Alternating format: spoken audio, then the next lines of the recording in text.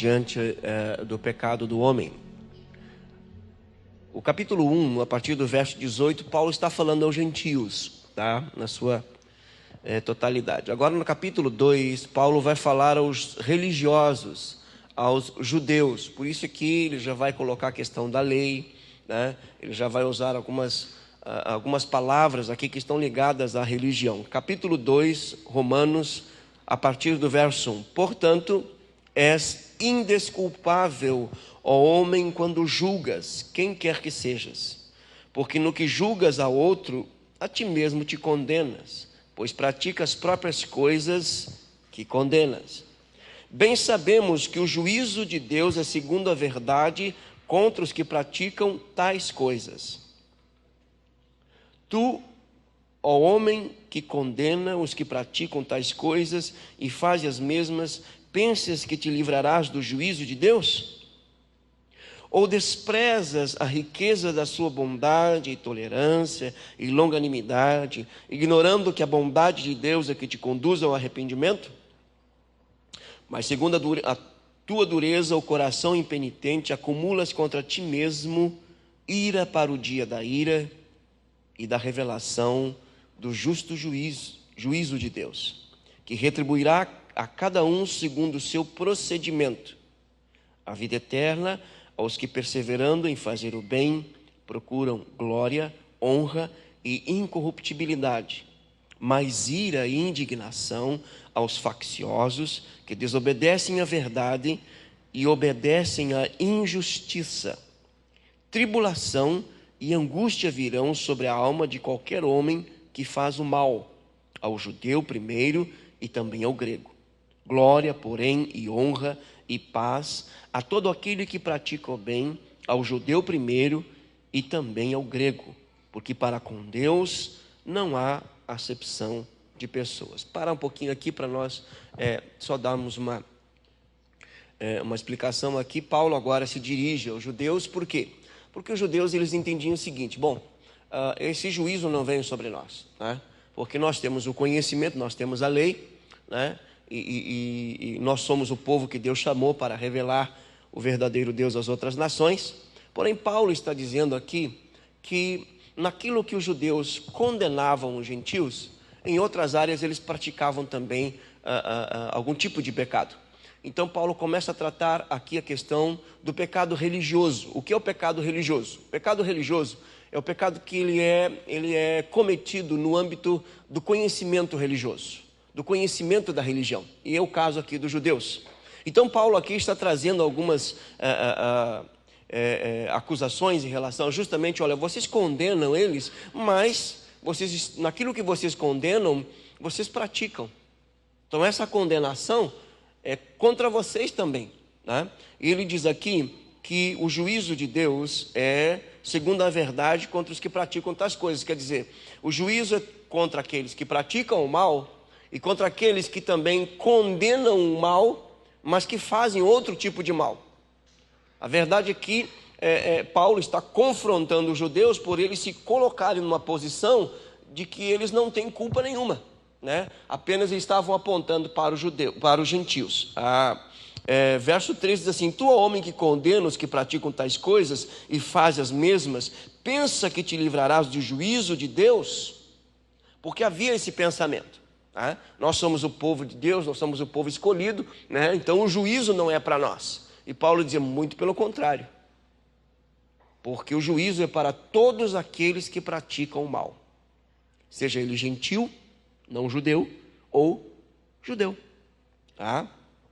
Aí ele vai dizer o seguinte, verso 4: ou desprezas a riqueza da sua bondade, tolerância e longanimidade, ignorando que a bondade de Deus é que te conduz ao arrependimento.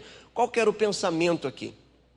O pensamento judaico era o seguinte: eu me arrependo e Deus tem a obrigação de me perdoar. Eles tinham até mesmo o perdão de Deus como um mérito. Quer dizer, por que é um mérito para mim? Porque eu me arrependi.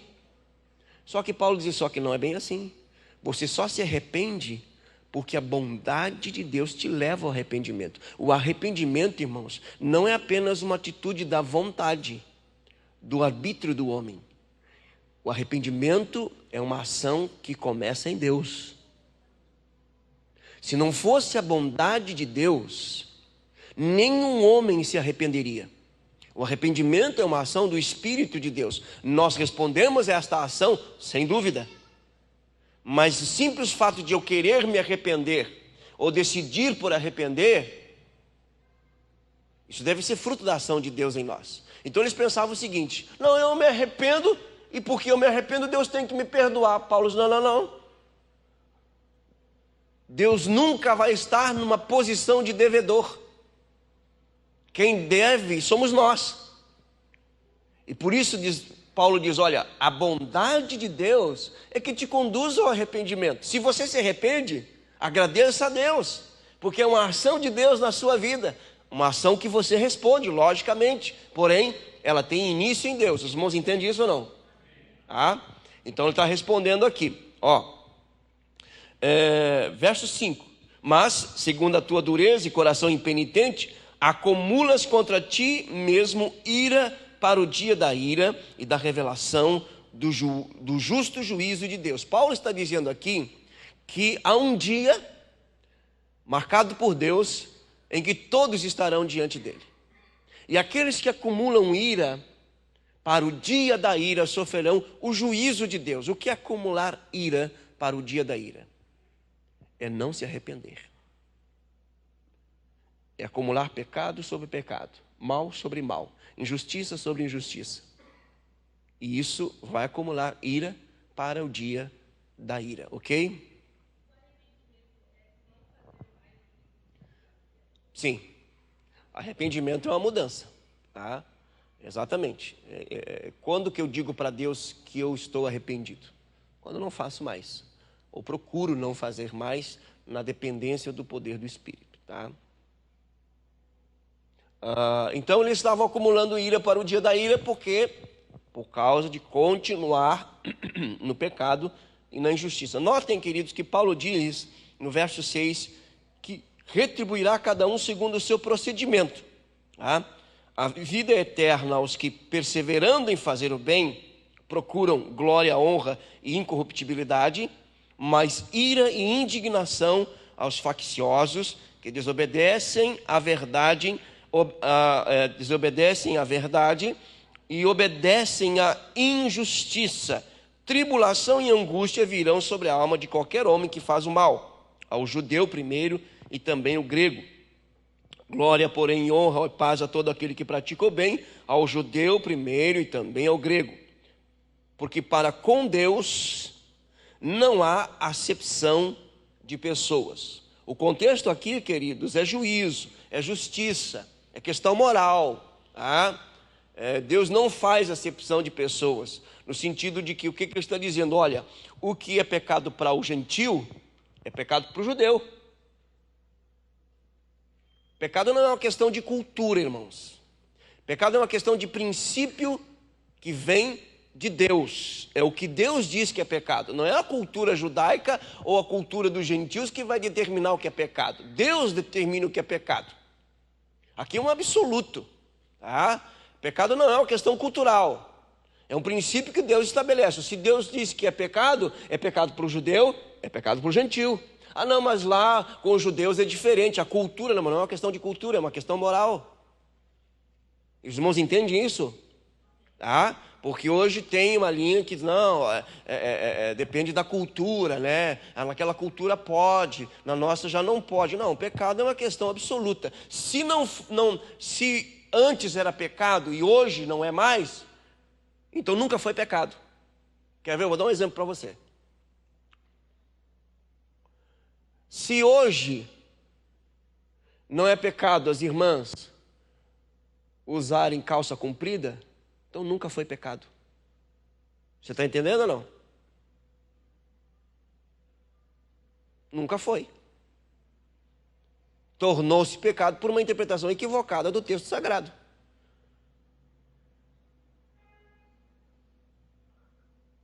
Eu preciso que os irmãos entendam isso. Pecado não é uma questão de cultura, de interpretação social. Não.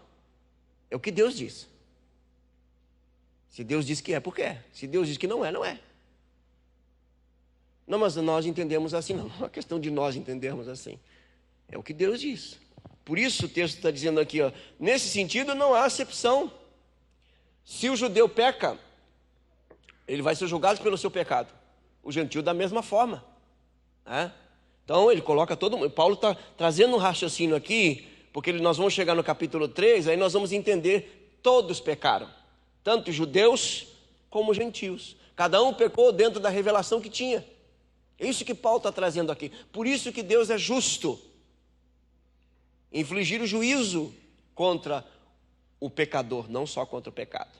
Tá? Não há diferença, porque os judeus, não, mas há uma diferença aqui. Nós somos judeus, nós recebemos a lei. Note aqui que Paulo está colocando primeiro o judeu, depois o grego. Por quê? Porque agora ele está entrando nessa questão religiosa, então primeiro o judeu, depois o grego. Porque o judeu, ele tem uma revelação especial, ele tem a lei de Moisés. Já nós vamos entrar nessa questão aí. Então ele tem um conhecimento maior. Aí nós entendemos o seguinte, irmãos, ó. Conhecimento é igual a responsabilidade. Quanto maior o conhecimento, maior a responsabilidade. Então, essa mentalidade que Paulo está desenvolvendo aqui, presbítero Sidney.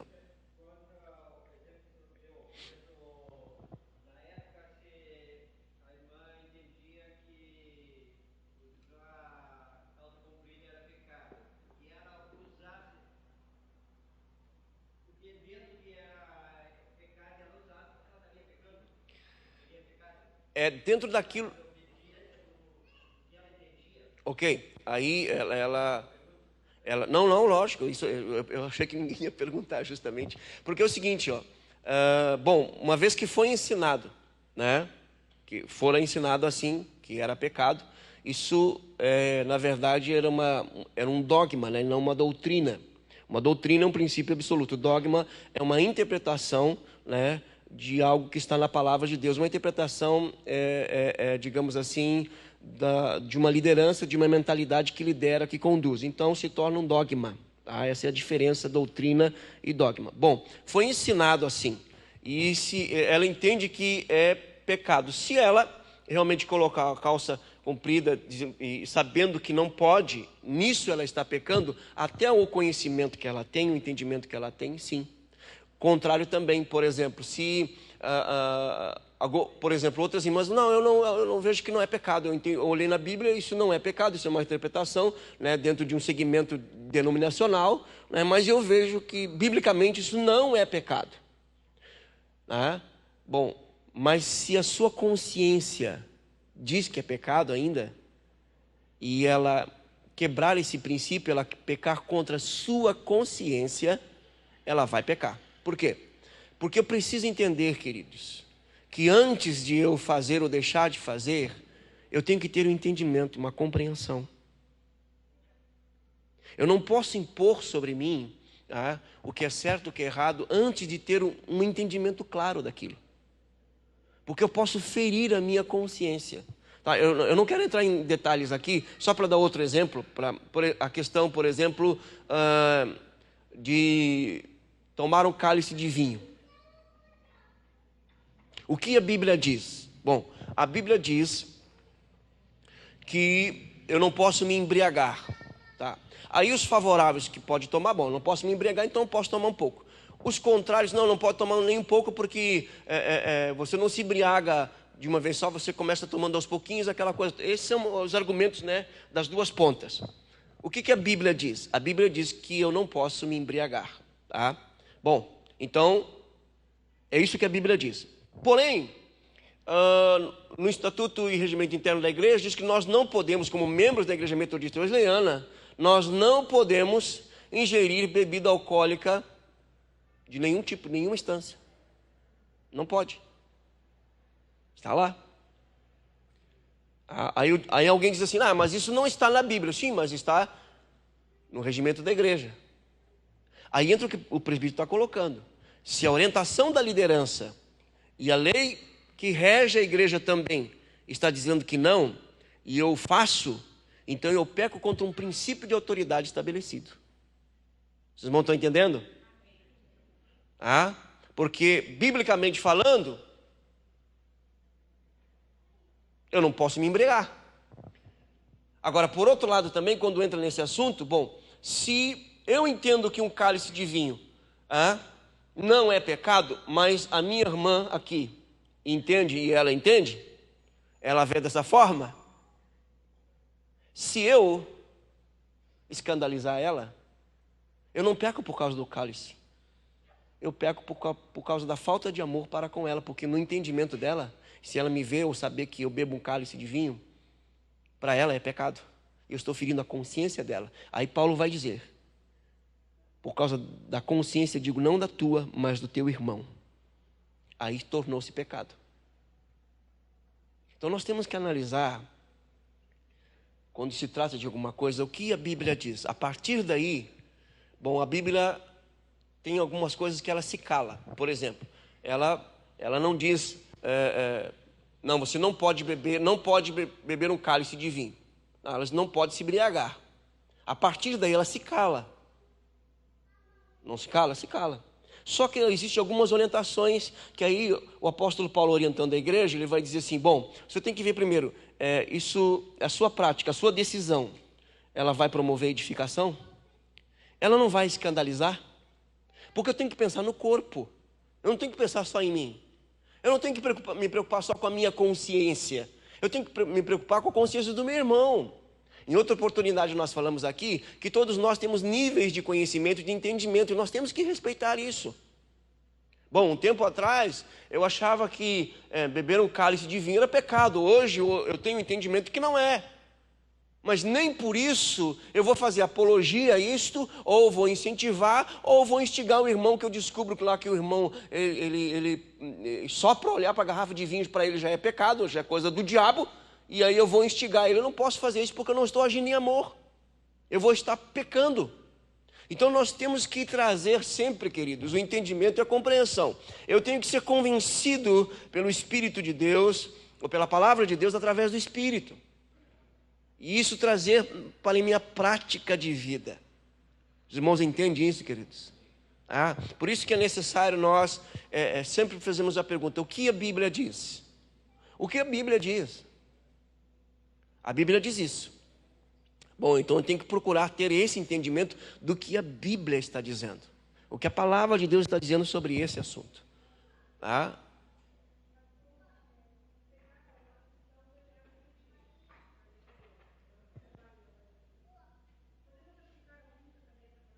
Não entendi.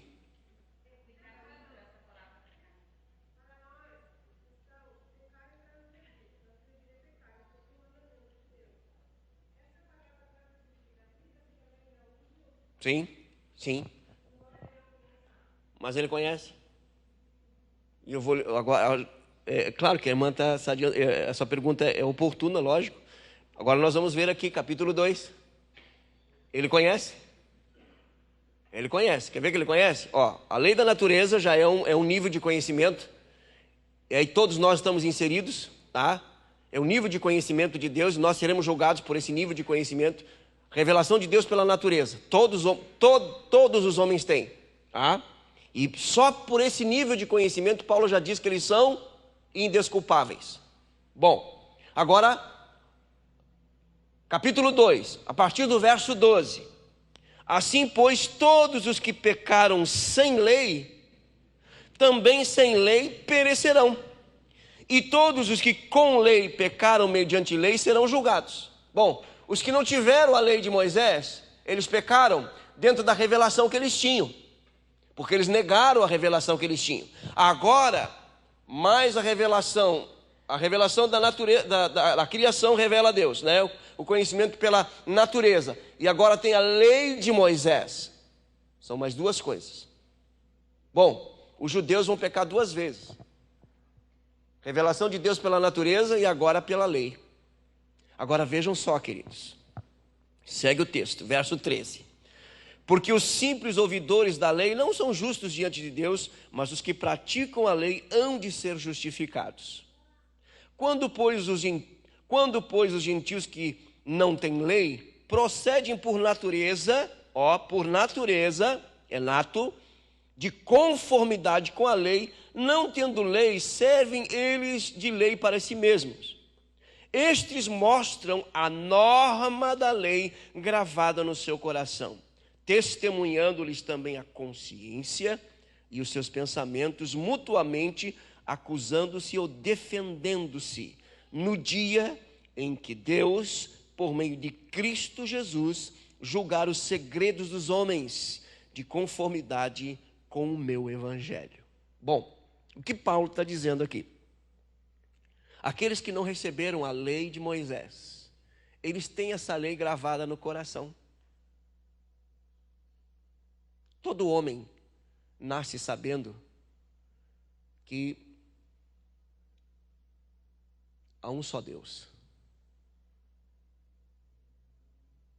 E que só Ele deve ser adorado. Por ser Deus, só Ele deve ser adorado. Por isso, o primeiro mandamento qual que é? Não terás outros deuses diante de mim. Segundo mandamento, não farás para ti imagem. Todo homem sabe que isto é pecado. Está no seu coração, na sua consciência.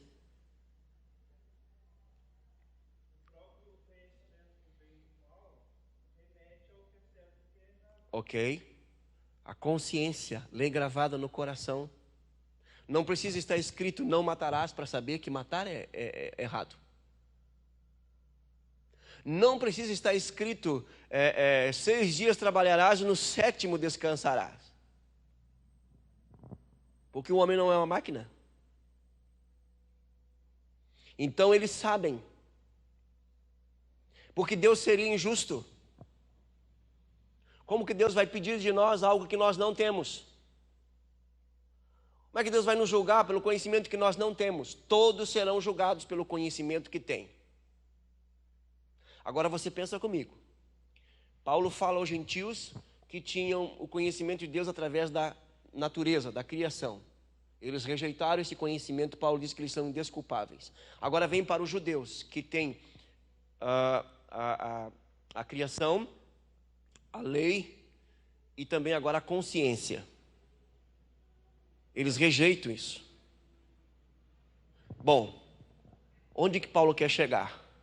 Nós temos a revelação da criação, nós temos a lei, nós temos a consciência, nós temos o verbo que se fez carne e habitou entre nós, nós temos a palavra escrita e nós temos o ministério do Espírito.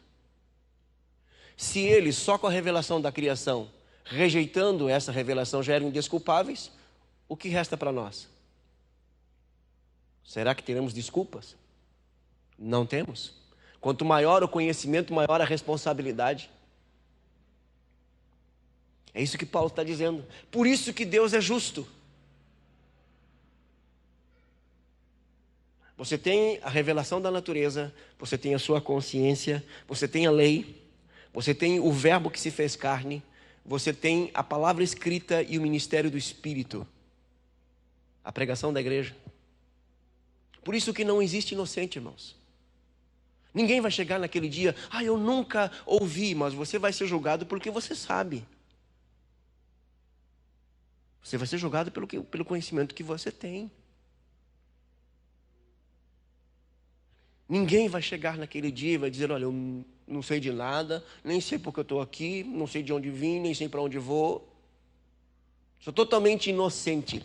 Não, na teologia bíblica, irmãos, na questão moral, isso aqui é uma questão bem complicada, mas biblicamente falando, a questão moral, não existe inocentes. Todos são culpados diante de Deus.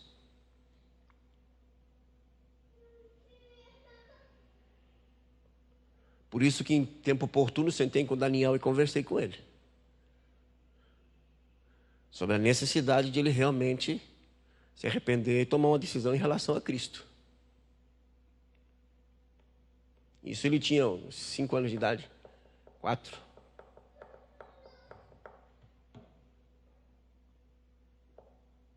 E eu venho falando para ele, filho, você tem que aceitar sua vida aí, filho, hein? Nascer na igreja não significa que você nasceu de novo.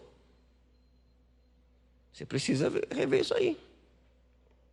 Entendeu? E aí eu fico de repente querendo que ele leia a Bíblia, que ele ore, se ele não nasceu de novo. É complicado. Eu ponho um jugo sobre ele. Está com 9 anos, chega aos 10, 12, 15 anos, não vai querer saber de igreja. Porque igreja para ele é exigência, é cobrança. Igreja para ele é jugo. Tem que orar e pedir para que Deus me dê graça para conduzi-lo a uma experiência real com Deus. Para que ele tenha entendimento e então veja que ele precisa orar, ler a palavra para desenvolver um relacionamento com Deus.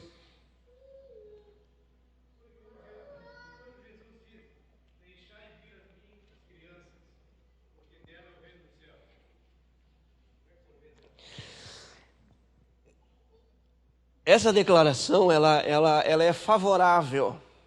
Ela é favorável à linha que diz que as crianças até certa idade, elas têm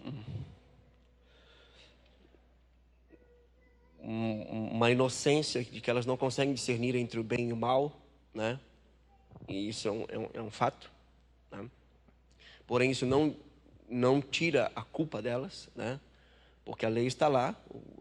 A ignorância para com a lei não significa que a lei não existe. Simplesmente que é uma ignorância em relação à lei, e a lei deve ser aplicada, o juiz vai aplicar a lei e acabou. Por outro lado, aqueles que defendem essa totalidade de inocência, né, eles dizem que esse texto é o único texto que Jesus se refere aos pequeninos, não há outro texto na Bíblia que apoie esse princípio, como realmente não há. E aí nós temos que deixar, aí nesse caso, nós vamos ter que deixar para a onisciência divina, para a graça e a misericórdia de Deus. Até onde que vai essa questão. Por isso, irmãos, a necessidade e a seriedade de nós lidarmos com a eternidade.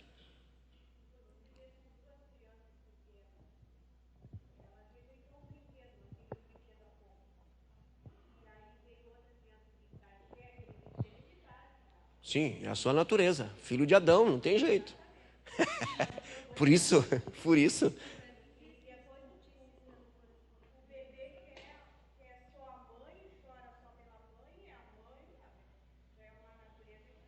Sim. Não, é fato. Tá?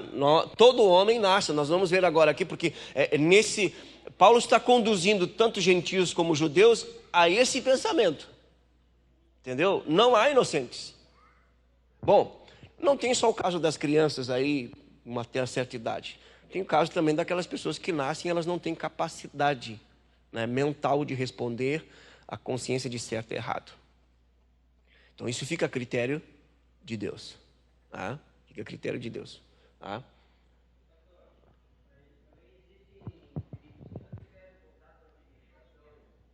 Ok. Isso. Essas tribos estão inseridas aqui a partir de Romanos 1:18. Elas têm a revelação da natureza e têm a consciência. Elas serão julgadas por esse conhecimento que elas têm.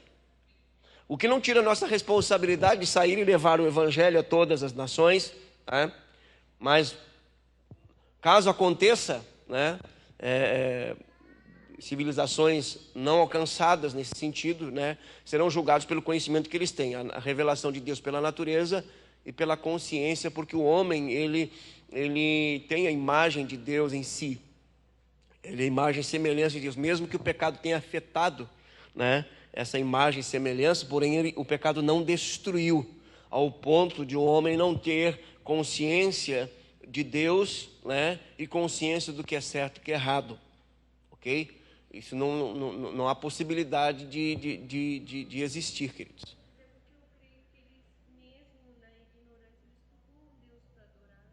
Sim, exatamente. Uma das questões é que o homem, nas civilizações, a questão deles adorarem a criação, né? Isso é uma perversão do princípio de adoração que é nato no homem, ok? Ele foi criado para adorar o Criador, e quando ele perverte isso, ele inverte isso, ele vai adorar. Por isso que eu falei para os irmãos, essa questão dos não alcançados aí, de repente civilizações, está aqui dentro de Romanos 1:18 a 23, né? Realmente eles não têm, eles são indesculpáveis. Bom, caminhando aqui, queridos, verso 17 diz o seguinte: se porém tu que tens por sobrenome judeu e repousas na lei e te glorias em Deus, que conheces a sua vontade, aprovas as coisas excelentes, sendo instruído na lei, que estás persuadido de que és guias dos cegos, luz dos que se encontram em trevas, instrutor de ignorantes, mestre de crianças, tendo na lei a forma da sabedoria e da verdade, tu, pois, que ensinas a outro e não te ensinas a ti mesmo. Agora ele está falando diretamente aos judeus, tá? Que receberam a revelação de Deus.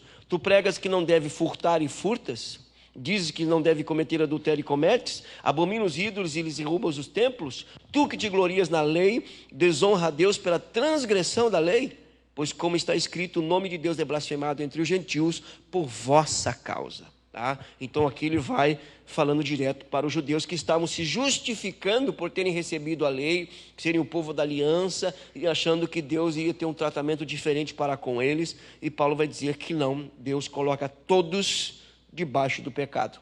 Tá? Verso 25, porque a circuncisão tem valor se praticares a lei. Se és, porém, transgressor da lei, a tua circuncisão já se tornou incircuncisão. Por quê? Porque a circuncisão era um sinal externo da aliança com Deus. Mas o que Paulo está dizendo para eles aqui? Olha, vocês estão circuncidados, vocês têm externamente um sinal de aliança com Deus. Só que a vida de vocês não diz isso. Então, é como se vocês não fossem circuncidados. Isto é como se vocês não tivessem uma aliança com Deus. Pois a aliança com Deus é algo interno. É algo que vem do coração. Aí ele vai dizer algo que vai indignar ainda mais os judeus. Ele vai dizer o seguinte, verso 26. Se pois a incircuncisão observa os preceitos da lei, não será ela porventura considerada como circuncisão?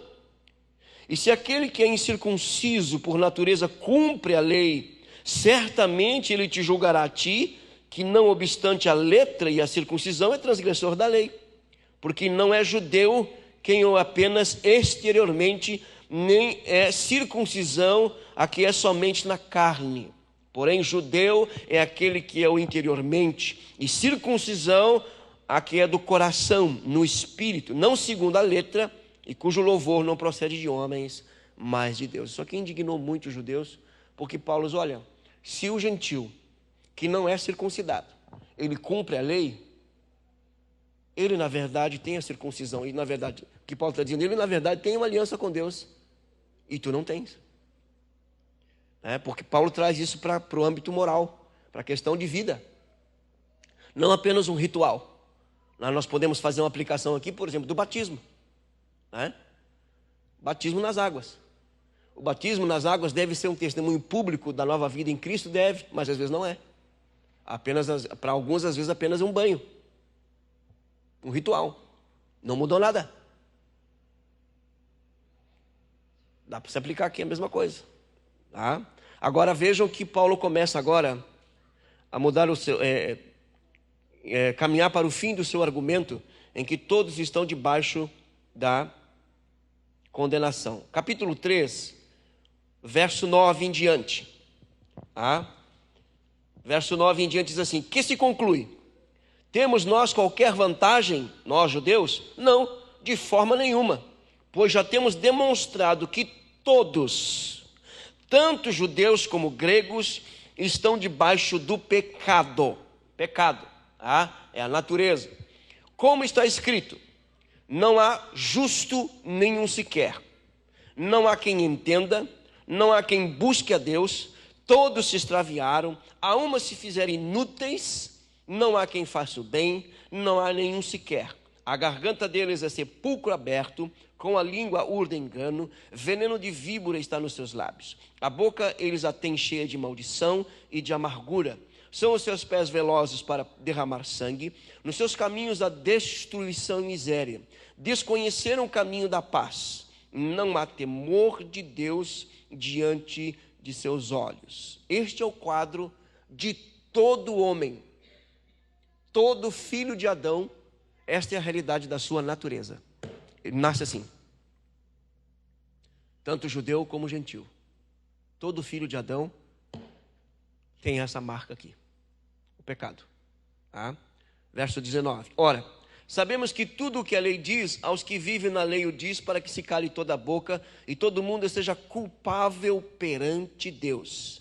Visto que ninguém será justificado diante dele por obras da lei, em razão de que pela lei vem o conhecimento do pecado. Qual o propósito da lei? Mostrar que o homem é culpado. Mostrar para o homem que Deus é justo em condená-lo. Porque ele transgrediu. Porque ele está vivendo para si mesmo. E em viver para si mesmo, ele quebra princípios que Deus estabeleceu. Então ele é culpado. Por isso que a lei, ela, em primeira instância, ela vai trazer um desespero, porque ela vai colocar o homem exatamente no seu lugar. Notem, queridos, que as expressões que Paulo usa aqui, que ele tira dos escritos do Antigo Testamento, né?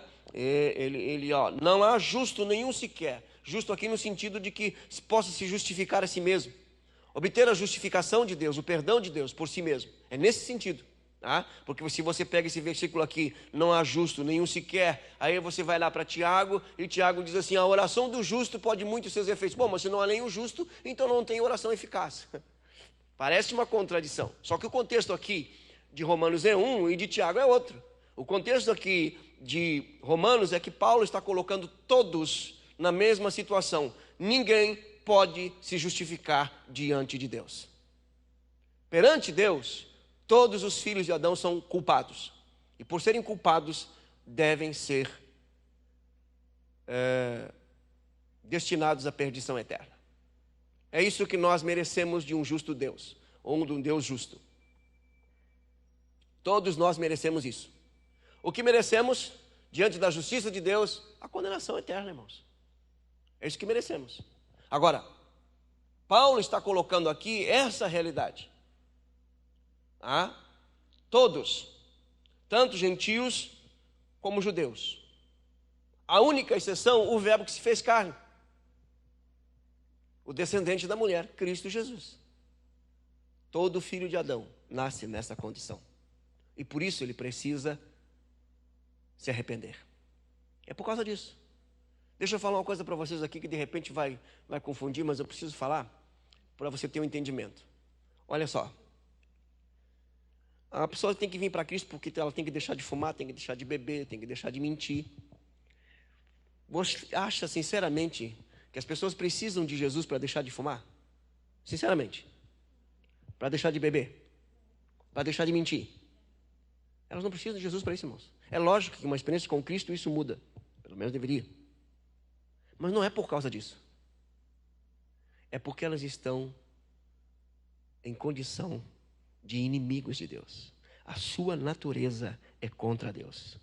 Ela pode mudar o seu comportamento. Deixei de fumar, deixei de beber. Eu me lembro de uma experiência lá em São Paulo, que um jovem saiu para evangelizar, lógico, recém-convertido, aquela coisa toda e tal. Ele tinha recém saído das drogas e ele foi evangelizar os seus amigos, né, que usavam droga juntamente com ele e aquela coisa toda e tal. E ele chegou para um amigo e disse, olha, eu conheci Jesus, ele me libertou das drogas, aquela coisa toda, pai, agora eu não preciso mais disso, e você precisa de Jesus. E o amigo dele olhou para ele e disse, mas eu já deixei das drogas, e eu não falei com Jesus para isso. E aí o irmão não teve mais argumento nenhum, porque ele entendia que isso era evangelizar. Você está entendendo como é mais profundo, querido? É lógico que nós devemos, essa questão social, esse comportamento ético, ele é transformado também. Porém, é possível você mudar comportamento e manter isso por um tempo sem que a sua natureza seja tocada. E a questão do homem não é o comportamento. A questão do homem é a sua natureza. E isto só o Evangelho pode mudar, queridos. É por isso que o homem precisa de Jesus. É por essa razão.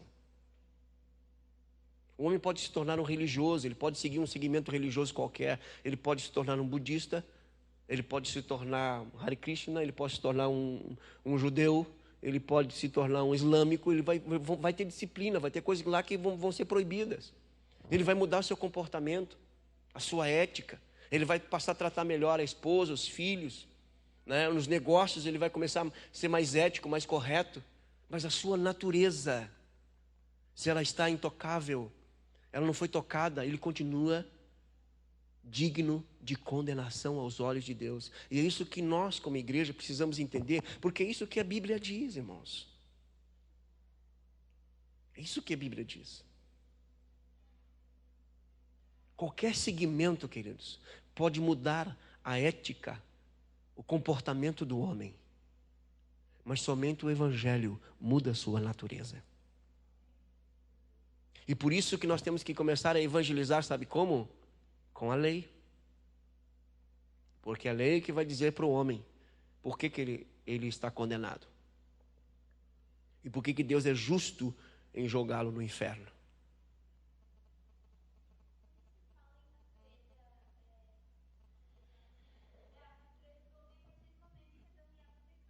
Ok? Isso, a partir do pecado, a partir de Adão e Eva. Ok? Está lá em Romanos 5. Bom, se isto terminasse aqui, queridos, seria terrível.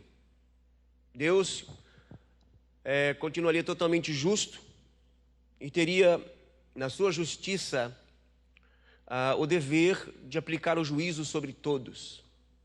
Mas lembre-se, quando nós começamos a falar lá em Gênesis, capítulo 3, quando Deus falou para Adão, diz, olha, o dia que vocês comerem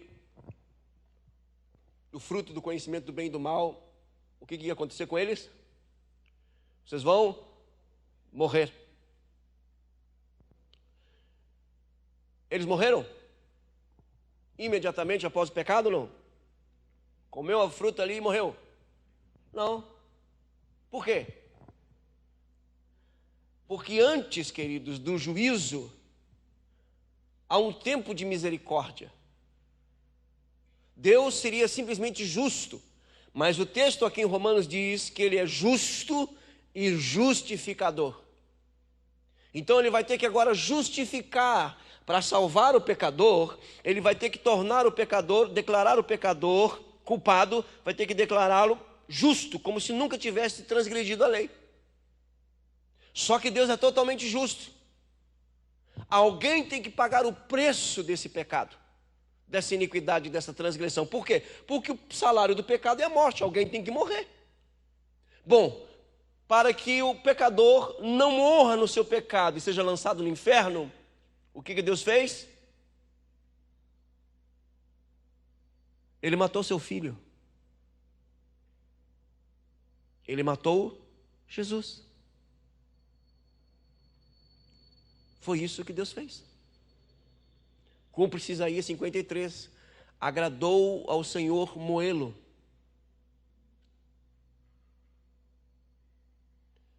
A expressão ali é bater com a marreta no cérebro até tirar o crânio para fora, o cérebro para fora. E foi Deus que fez, irmãos. Eu sei que isso não é um quadro muito colorido do Evangelho, mas esse é o Evangelho. Quer ver? Capítulo 3, verso 21. Mas agora, sem lei, se manifestou a justiça de Deus, testemunhada pela lei e pelos profetas.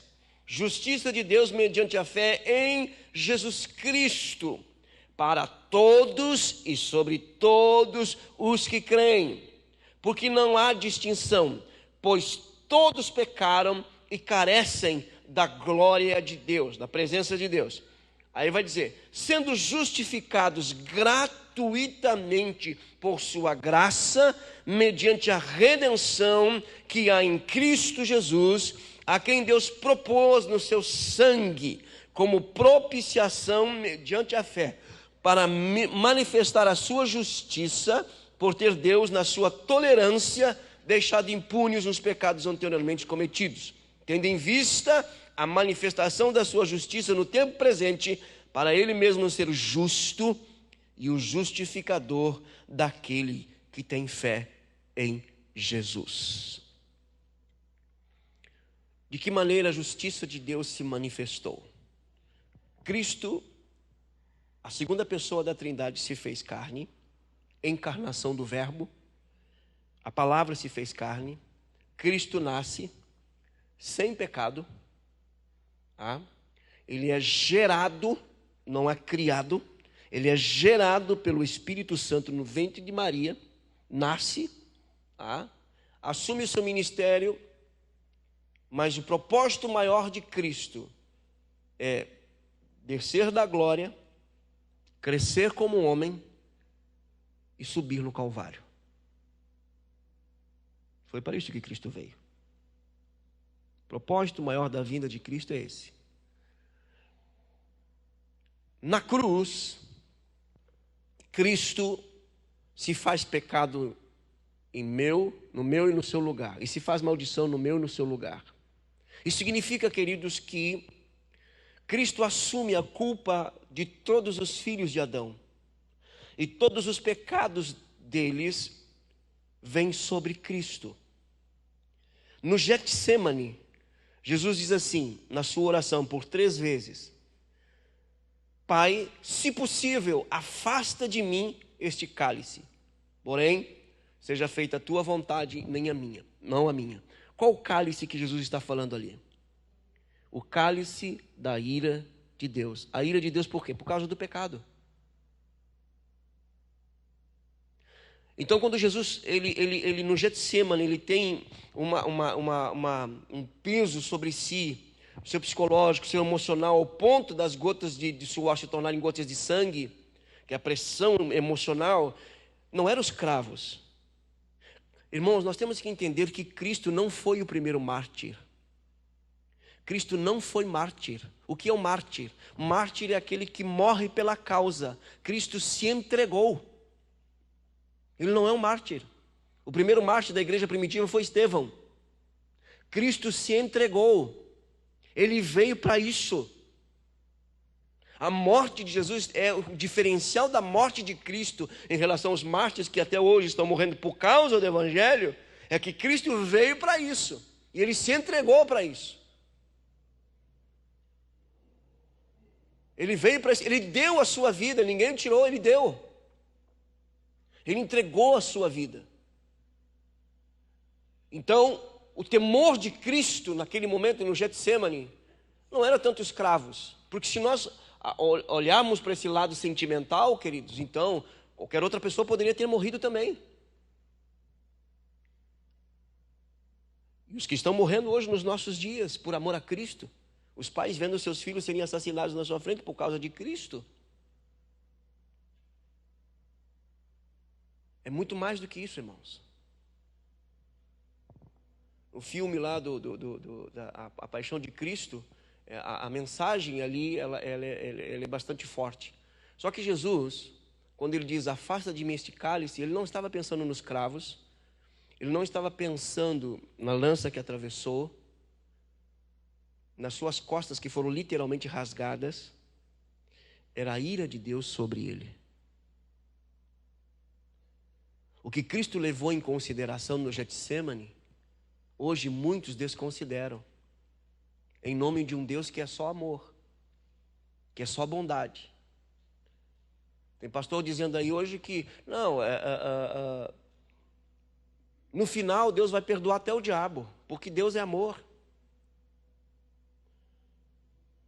É um amor que não é santo, um amor que não é justo, né? Não é só amor, é misericordioso, né? Olha o amor do Pai aqui. Jesus assume o nosso lugar. Não só o nosso, mas de toda a humanidade. Ele vai para a cruz.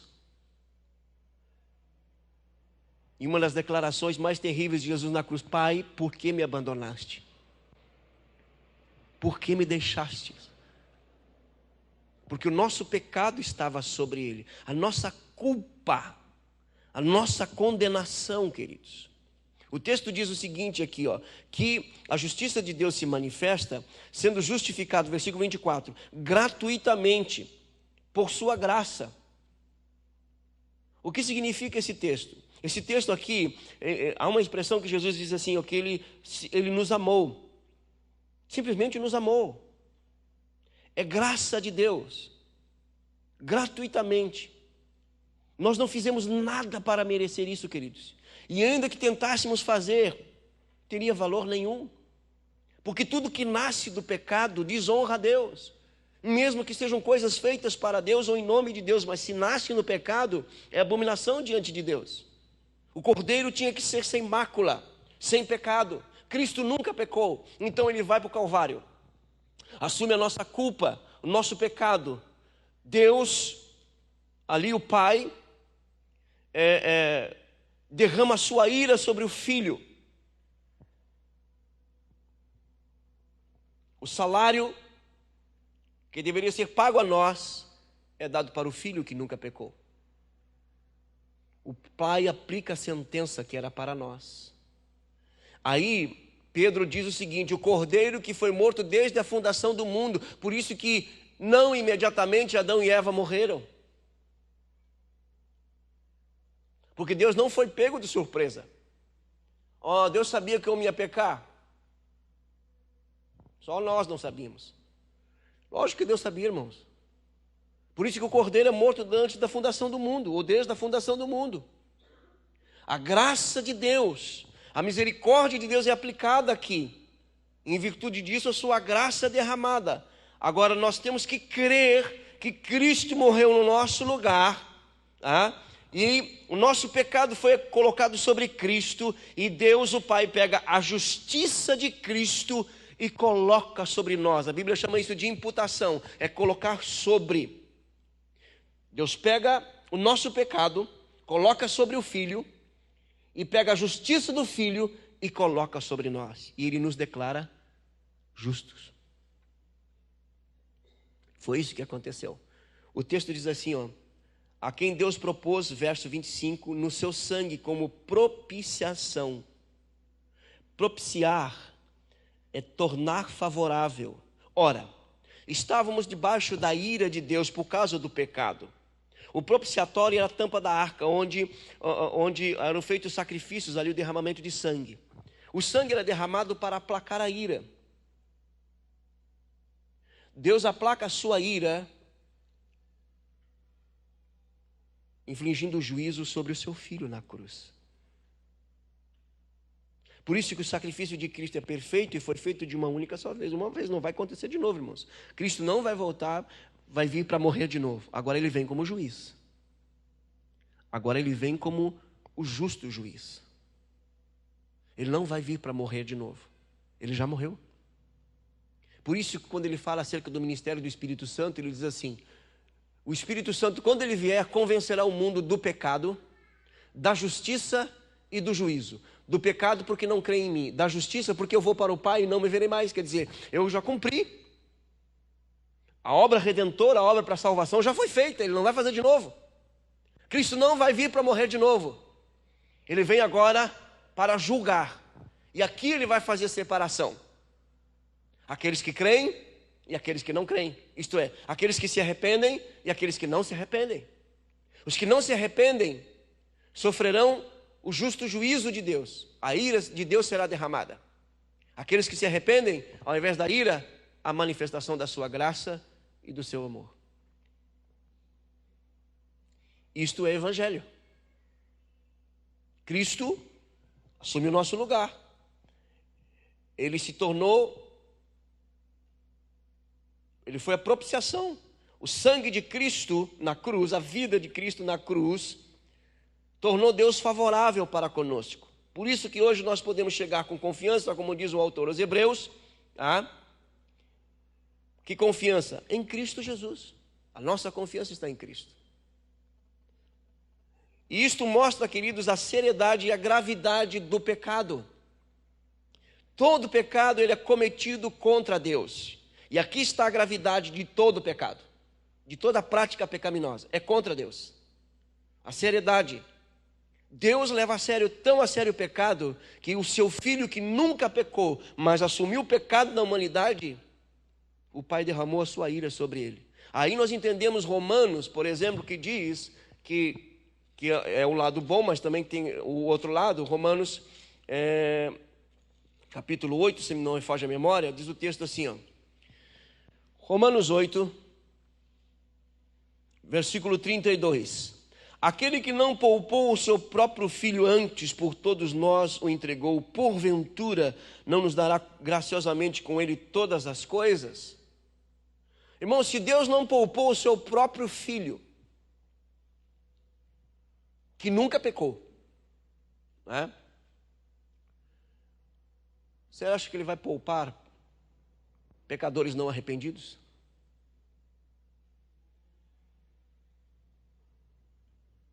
É certo que não, queridos. É certo que não. Por isso a necessidade de arrependimento. Arrependimento é a mensagem central do Evangelho. Mas do que eu tenho que me arrepender? Da sua vida independente de Deus. De você viver para você mesmo. Você deve viver para aquele que te criou, para aquele que te deu vida. E a única maneira é render-se a Cristo. É abrir mão da sua vontade, morrer para você mesmo. Então, esse é o cerne do Evangelho. Deus se torna favorável a nós em Cristo Jesus. Só que agora, queridos, só para completar aqui, depois a gente volta para o nosso livro ali, vai lá para Apocalipse. Apocalipse capítulo... Deixa eu ver, acho que é o capítulo 6. Apocalipse capítulo 6.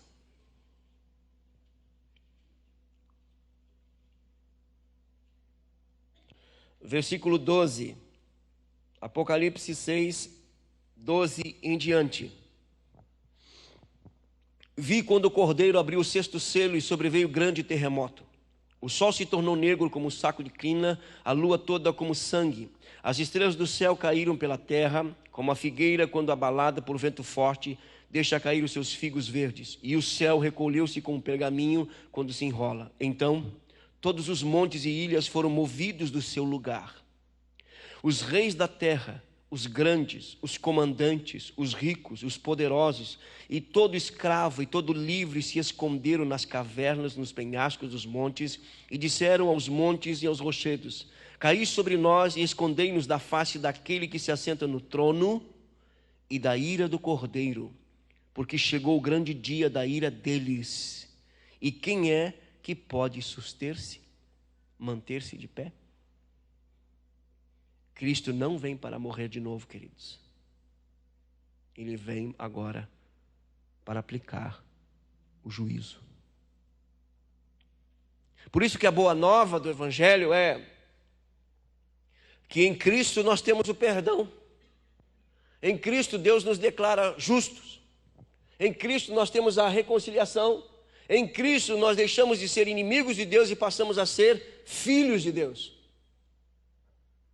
É por isso que a proposta do Evangelho, queridos, não é melhorar o homem. O homem não precisa ser melhorado, o homem deve ser transformado. E esta é a proposta do Evangelho. Por quê? Porque o homem nasceu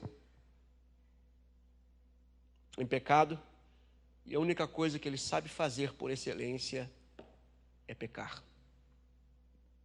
Deu para entender a questão pecado e pecados ou não? O que é pecado? Oi? O que é pecado? É viver no egoísmo, independente de Deus. Isso é pecado. A partir daí, se dão as práticas pecaminosas. Os pecados: mentir, roubar, matar. Todo delito que é contrário ou que quebra os princípios estabelecidos por Deus na sua palavra. Eu gostaria, nesse tempo que resta aqui, irmãos, de ir com os irmãos lá para a carta de Tiago, porque nós trabalhamos bem aquela questão de Gênesis 3, Mateus e Lucas 4, e 1 João 2, 15, 16 e 17. Então, vamos para Tiago agora, em que Tiago vai declarar aqui acerca das tentações e o processo da tentação. Como se dá a tentação? Um incitamento ao pecado.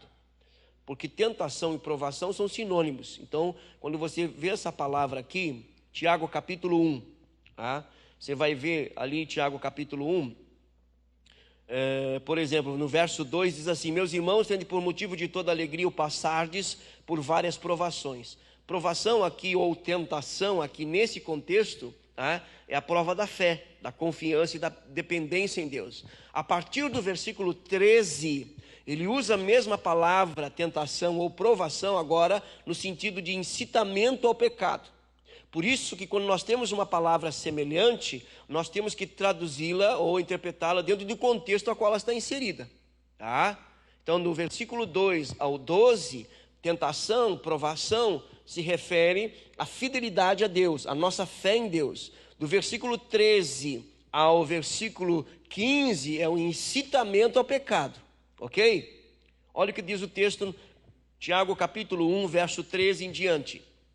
Ninguém ao ser tentado diga, sou tentado por Deus, porque Deus não pode ser tentado pelo mal e Ele mesmo a ninguém tenta. Bom, então nós já sabemos que a tentação, o incitamento ao pecado, não vem de Deus.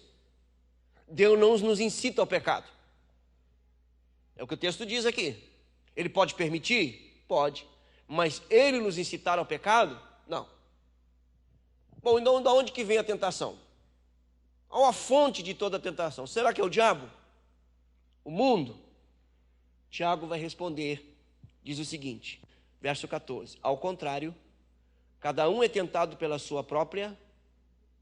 Então, a fonte de tentação, olhe para mim. A fonte de tentação está aqui. Não está do lado de fora. Ela está aqui. Cobiça aqui é desejo. Mau desejo. Por que se tornou mal? Porque ele assume o controle. É o centro de tudo. Nós pensamos, sentimos em virtude daquele desejo. Lembro lá de Gênesis 3, Mateus 4, Lucas 4 e 1 João 2, 15, 16, 17, concupiscência da carne, concupiscência dos olhos, soberba da vida. É a concupiscência aí, é o desejo. Tá? Então Tiago diz assim, cada um é tentado pela sua própria cobiça. Desejos que estão sendo alimentados de maneira errada, com princípios errados. A concupiscência aqui, na verdade, é um fogo que está acima da sua temperatura normal. Aí Tiago diz assim, ó, cada um é tentado pela sua própria cobiça. Satanás pode facilitar isso, lógico, e como faz? Ele facilita, ele vai propiciar, não, vamos trabalhar aqui para que, né? O mundo, o sistema, sim, também. Mas ainda assim, é aqui dentro. Cada um é responsável pela sua própria queda. Isso é complicado, né, irmãos? Então vamos lá. Quando que eu descubro que eu estou em processo de tentação? Como que começa a tentação? O texto diz assim, cada um é tentado pela sua própria cobiça, quando esta o atrai. Essa palavra aqui, o verbo atrair, é a ideia de um caçador que ele tem que tirar a presa, a caça do seu habitat natural. Porque no seu habitat natural, a caça, ela está segura. Então tem que atrair para tirar do seu habitat natural. Atrair, chamar a atenção. Foi o que aconteceu com Adão e Eva. Se Eva não tivesse conversado com a serpente, mas a primeira coisa é a atração, é atrair. Tira do seu habitat natural, porque no seu habitat natural está seguro. Dificilmente o caçador vai conseguir pegar a presa no seu habitat natural. Então atrai. Atração é aquilo que nos chama a atenção, que nos chama a atenção com força, que antes não chamava a minha atenção, mas agora, chamou minha atenção.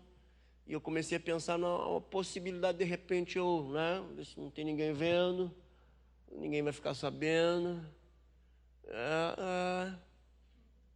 Eu acho que dá. Atrair.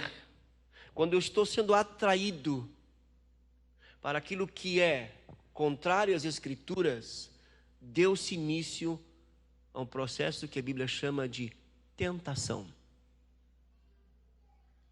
Esse é o primeiro passo. Até aqui eu consigo vencer.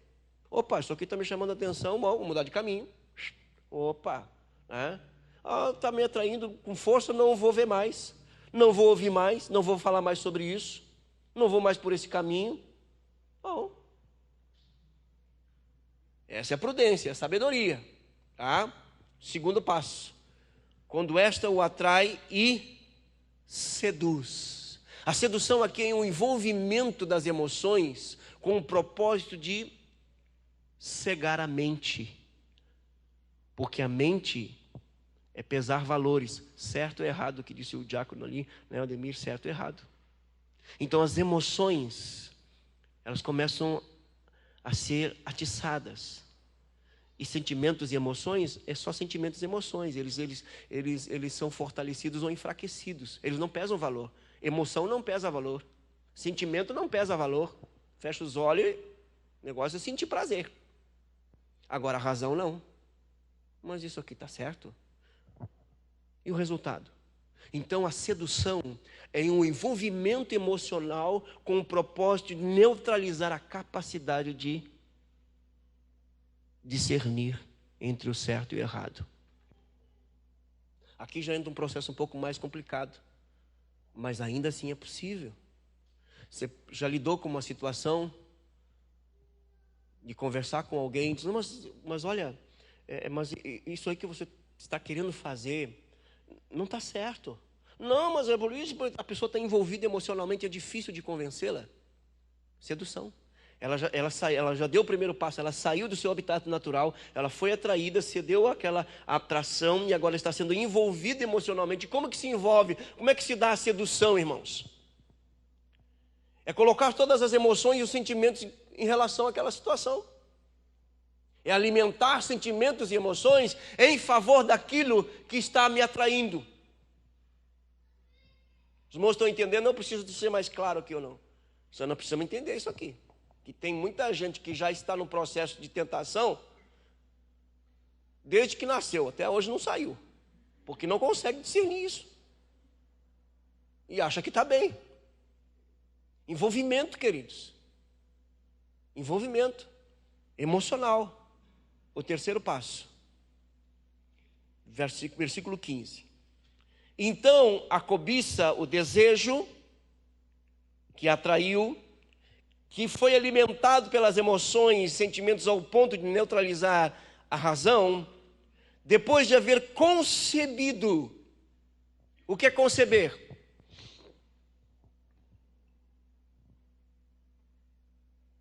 O que é conceber?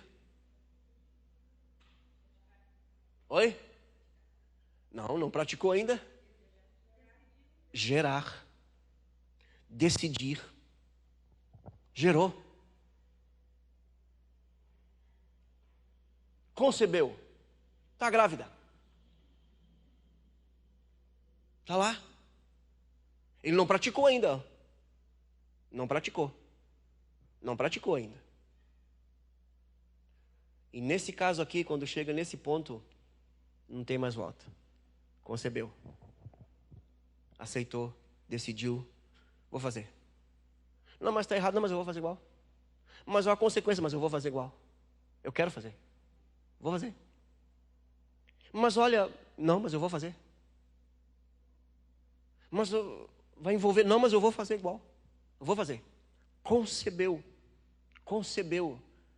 Queridos, por isso que o apóstolo Paulo, em 1 Coríntios capítulo 10, ele diz assim: olha, aquele que pensa estar em pé, cuidado para que não caia. O camarada pensa que está em pé, mas ele já caiu há muito tempo. A queda não se dá com a prática. A queda de um estado de obediência para desobediência não se dá com a prática, irmãos. Ela se dá na concepção, quando eu aceito, quando eu decido, eu vou fazer. Ele não praticou. Por isso que Jesus vem e dá a verdadeira interpretação da lei. Ouviste o que foi dito, não matarás. Pois é, eu porém vos digo. Porque eu quero o seguinte para o judeu legalista: eu bato no irmão, deixo ele semi-morto, não morreu? Não morreu. Quebrei a lei? Não matarás? Não quebrei. Jesus não. Essa é uma interpretação equivocada da lei. Não matarás é não levá-lo A consequência de morte. Intenção e motivação do coração, filho. Ouviste o que foi dito? Ele vai citar a lei e vai dar a interpretação da lei, porque eles estavam interpretando a lei apenas como regra de prática. E Jesus diz: não, a lei não é só para regra. A lei vai sondar o coração.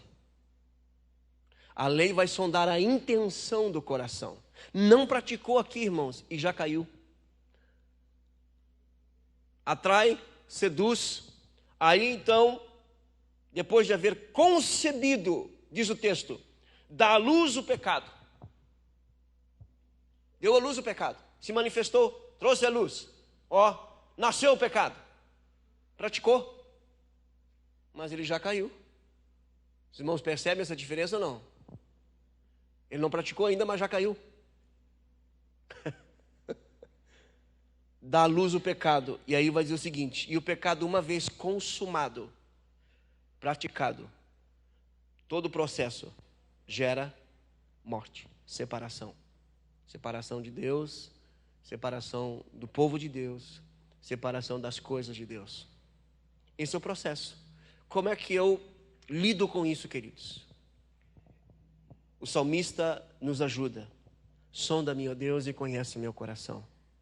Vê se há em mim algum caminho mau e guia-me pelo caminho eterno.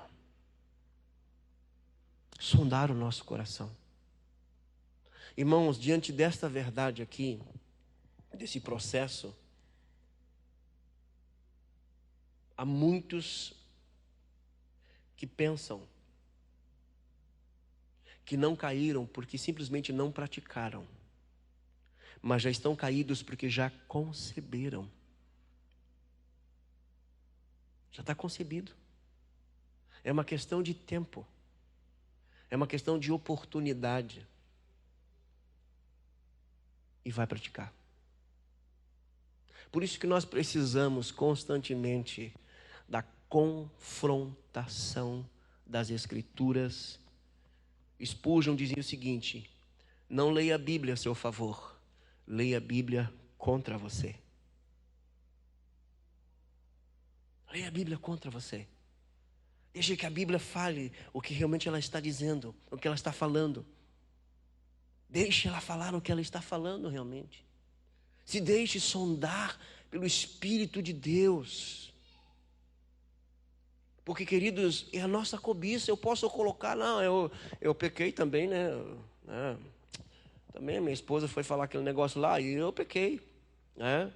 Eu pequei, mas também aquele cachorro lá, né? Aquele papagaio, né? Mas também aquele programa de televisão, é por isso que eu pequei. Não, irmãos, não. Negativo. Quem ensina isso é Freud. Freud ensina isso. A transferência de responsabilidade. Você nunca é culpado, você sempre é vítima. Você é vítima dos seus traumas, você é vítima das suas feridas, você é vítima do meio onde você cresceu, você é vítima da violência que veio sobre você, da injustiça que colocaram sobre você. E o que a Bíblia diz na questão moral?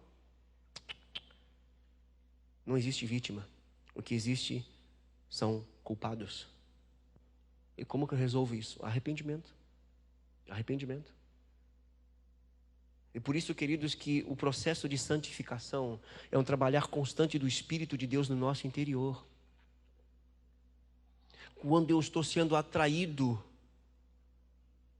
para fora da minha comunhão com Deus, da minha vida de obediência à palavra de Deus, quando eu estou sendo atraído para fora daquilo que Deus estabeleceu para mim como princípio de vida e de existência e de relacionamento, o que está acontecendo aí é uma tentação. Eu estou sendo chamado a quebrar princípios, a desobedecer. Eu estou sendo chamado para a morte. Eu tenho que discernir isso na minha vida. E a única maneira, queridos, oração, meditação, deixar Deus sondar o meu coração, atentar para a palavra de Deus, me deixar ser confrontado, edificado, consolado pelas Escrituras, porque o nosso coração Ele é enganoso. E por isso eu devo estar rendido aos pés do Senhor. Tozer diz o seguinte: para você se livrar da superficialidade da vida cristã, pega a sua Bíblia, entre no seu quarto, abra a sua Bíblia, fale com Deus através das Escrituras. Ore sinceramente. Busque o Senhor de todo o seu coração. Não se acomode, não se contente. Continue crescendo. Continue desenvolvendo a sua salvação com temor e tremor. É por isso, queridos, que nós precisamos estar constantemente atentos. Pensamentos, sentimentos, o que falamos, o que deixamos de falar, o que estamos vendo, o que estamos ouvindo, o que estamos participando, o que não estamos, porque as intenções do nosso coração. Às vezes as pessoas perguntam, mas não, será que é pecado ou não? Às vezes a pergunta não é essa, queridos. Às vezes a pergunta é por quê? Por quê? Qual a intenção? Qual a motivação? Por que não fazer isso? Simplesmente porque é pecado? Mas por quê? Tem algo mais? Deixar que Deus realmente sonde o nosso coração. Queridos, se nós deixarmos, nossos desejos, nossos sentimentos, nossas emoções vão assumir o controle da nossa vida. Para que isso não aconteça, nós temos que seguir a orientação de Cristo. Se alguém quer vir após mim, se alguém quer ser meu discípulo, negue-se a si mesmo. A pergunta não é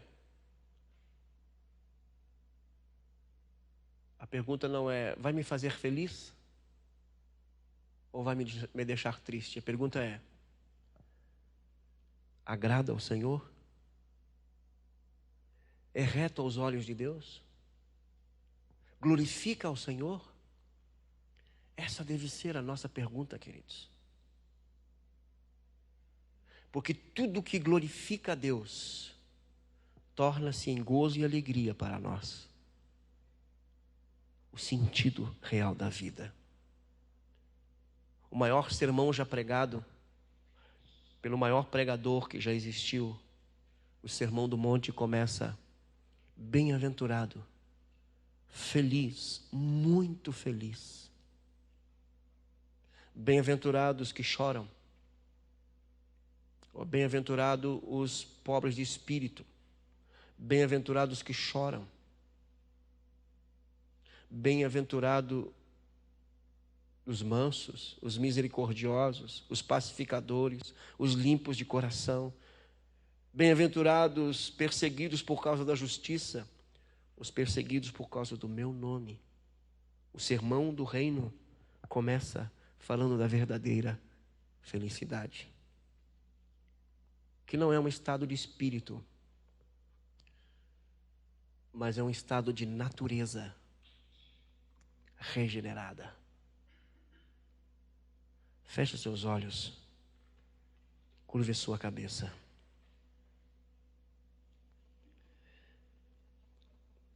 Faça sua oração ao Senhor diante de tudo aquilo que você ouviu nesta noite.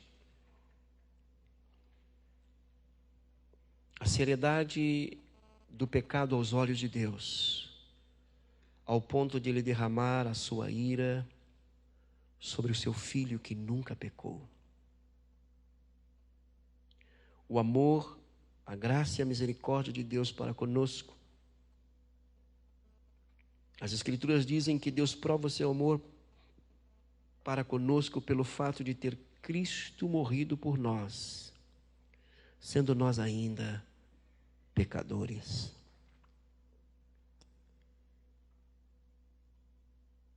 Deus se tornou favorável a nós em Cristo Jesus,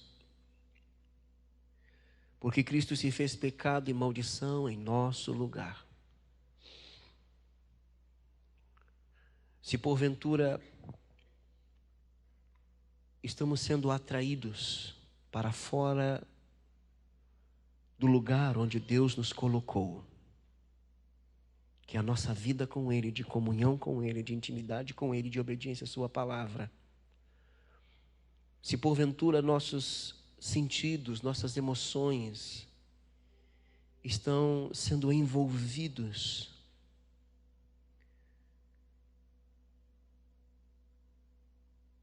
que o Senhor nos ajude a romper com tudo isso. Pai, nesta noite, nós te damos graças mais uma vez pela Tua palavra. E te damos graças pelo Teu Santo Espírito que nos ensina, que nos mostra o caminho. Te damos graças por nos lembrar, ó Deus eterno, que nós estávamos mortos em nossos delitos e pecados. E por natureza éramos filhos da ira. Mas, ó Deus eterno, no Teu grande amor e misericórdia, em Cristo Jesus, nos deste vida. E vida em abundância. E esta vida que temos hoje, ó Pai, custou a vida de Cristo no Calvário. O Cordeiro de Deus que tira o pecado do mundo. Para que hoje vivêssemos, ó Deus eterno, em santidade. Para que hoje vivêssemos, ó Deus eterno, em plena alegria, satisfação e paz. Paz contigo e uns com os outros, ó Deus eterno. Mas ainda estamos aqui, Senhor.